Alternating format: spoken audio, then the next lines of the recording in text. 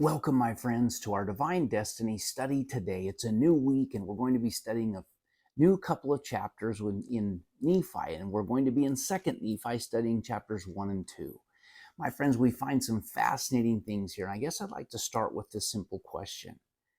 If you knew that you were coming towards the end of your life, what is it that you want to be said about your life?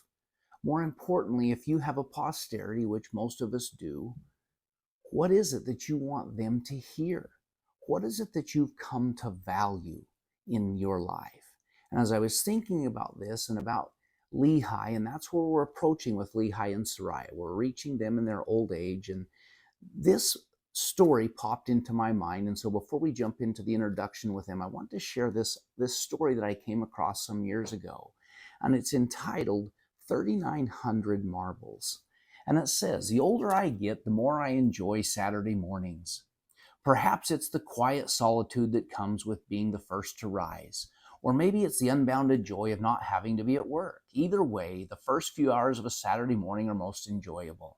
A few weeks ago, I was shuffling towards the garage with my steaming cup of coffee in one hand and the morning paper in the other. What began as a typical Saturday morning turned into one of those lessons of life that seem to hand you from time to time. Let me tell you about it. I turned up the dial into the phone portion of the band on my ham radio in order to listen to a Saturday morning swap net. Along the way, I came across an older sounding chap with a tremendous signal and a golden voice. You know the kind. He sounded like he should be on the broadcasting business. He was telling whoever he was talking to with something about 1,000 marbles. I was intrigued, and I stopped to listen to what he had to say. And this is what he said. Well, Tom, it sure sounds like you're busy with your job. I'm sure they'll pay you well, but it's a shame that you have to be away from home and your family so very much. Hard to believe a young fellow should have to work 60 or 70 hours a week just to make ends meet. It's too bad you missed your daughter's dance recital, he continued. Let me tell you something that has helped me keep my own priorities straight. And that's when he began to explain this story and this theory he had of 1,000 marbles. You see, he said, I sat down one day and did a little arithmetic. The average person lives to be about 75 years old. I know some live a little more and some live a little less, but on the average, folks live to be about 75 years old. Now then, I multiplied 75 times 52, and I came up with 3,900, which is the number of Saturdays that the average person has in their lifetime. Now stick with me, Tom.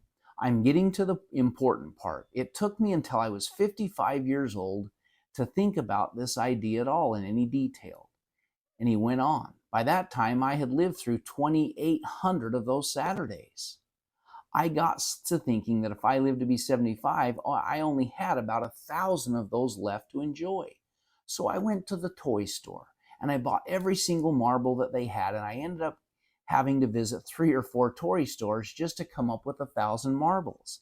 I took them home, I put them inside a large clear plastic container right here in the shack next to my gear. Every Saturday since then, I have taken one marble out and thrown it away. I found that by watching the marbles diminish, I focused more on the really important things of life. There is nothing like watching your time here on earth run out to help you get your priorities straight. Now, let me tell you one last thing before I sign off with you and take my lovely wife out for breakfast. This morning, I took the very last marble out of the container.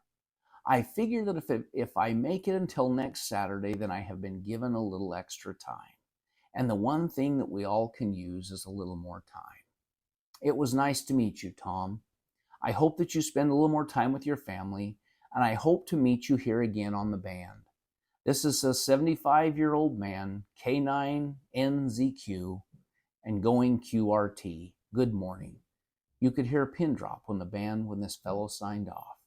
I guess he gave us all a lot to think about. I had planned to work on the antenna that morning, and then I was going to meet up with a few hams to work on in a club next Saturday. Instead, I went upstairs. I woke up my wife with a kiss, and I said, "Come on, honey.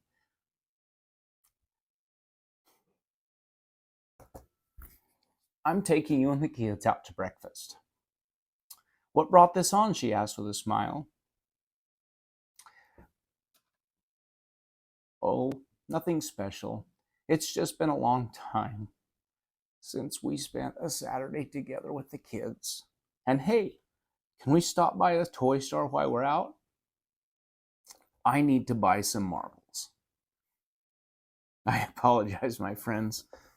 That always brings emotion to me, as I lost my own dad at 76. And this year, I turn 55. My friends, you and I only have so many Saturdays, so many Sundays, so many Mondays, so many weeks here in mortality. But I will share with you this, my friends. Through my own father's example and teachings, I have learned that there's nothing to be fearful in death. We are born to die, my friends, but I do want you and I to live while we're here. I want us to live with intention. I want us to live like Nephi lived, like Lehi lived, but we are going to find this week something of Lehi's counsel to his children, because he is recognizing that his mortal days in mortality here are almost over. And so he's going to share those things of his heart with his children this week in our studies of chapters 1 and 2. And they are some of the most marvelous, some of the most incredible counsel that you and I can receive for our own lives and for our own children. But today, my friends, I want you to think about 3,900 marbles, wherever you sit on that, however many Saturdays you have left. What is it that you want to say with your life? And my friends, can I share with you, it's not say with your words, we say with our lives. It's like I've shared with you before. St. Francis of Assisi said this: teach the gospel, and if necessary, use words. My friends, it's the things we do much more than the things that we say that we teach with. Lehi has taught us that. Everything doesn't go your way, and we're going to find that in his counsel to his children. But we see that from the beginning with our own heavenly parents, my friends.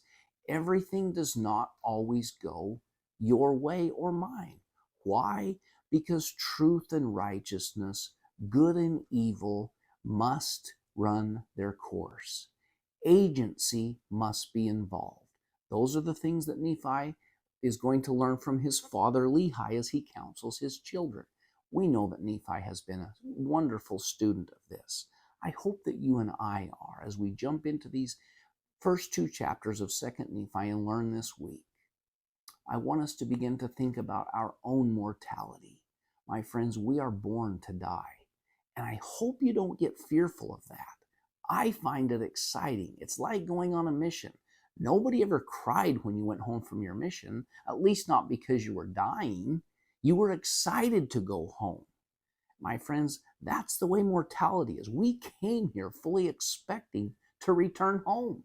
So when that does happen, my friends, let us look upon it as an opportunity to make a statement with how we have lived. And let us live now that way, like Lehi has, like Nephi does. This day, my friends, think on this.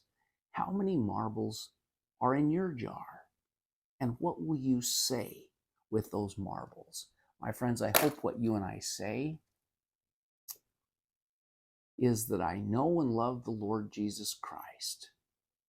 I hope that my life invites others to him, because that is my greatest desire, so that I can reach my divine potential, my divine nature, and my divine destiny. My friends, that is my goal, and I suspect yours is much the same.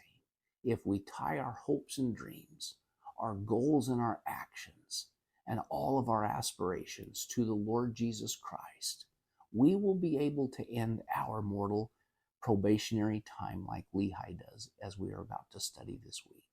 My friends, have a wonderful day, and never, ever, ever forget your divine nature as a son or daughter of heavenly parents. Have a great day.